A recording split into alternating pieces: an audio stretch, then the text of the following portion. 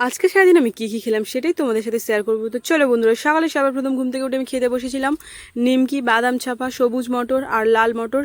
এইগুলোর মধ্যে সব থেকে আমার বেশি ভালো লাগে এই সবুজ কালারের মটরটা খেতে। এটা খেতে আমার খুবই মজা লাগে। আর এরপর খেলাম আমি ডিম ভাজা। এটা ছিল হাঁসের ডিম ভাজা আর দুটো ডিম একসাথে মা আমাকে ভেজে দিয়েছিল। আমি বললাম মা লঙ্কা দেবে না, মা হয়তো শুনতে পায়নি, লঙ্কা দিয়েছিল, তাই জন্য আমি লঙ্কাগুলো বেছে বেছে রেখে দিচ্ছিলাম। আর আমি আর হাঁসের ডিম ভাজা খেতে খুবই ভালো লাগে।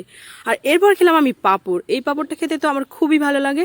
আমার সব পাঁপড় মোটামুটি ভালো লাগে খেতে, কিন্তু সবচেয়ে বেশি ভালো লাগে এই পাঁপড়টা। এই পাঁপড়টা কি সুন্দর বাচ্চাবেলায় খেতাম ধরে ধরে লম্বা লম্বা, আর এখনও সেটা খেতে খুবই ভালো লাগে। সেই অভ্যাসটা আমার এখনও যায়নি। আর এরপর আমি খাচ্ছিলাম সামুদ্রিক কাঁকড়ার ঝাল। এটা তো খুবই টেস্টি হয়েছিল, কিন্তু আমার সামুদ্রিক কাঁকড়া খেতে খুব একটা ভালো লাগে না।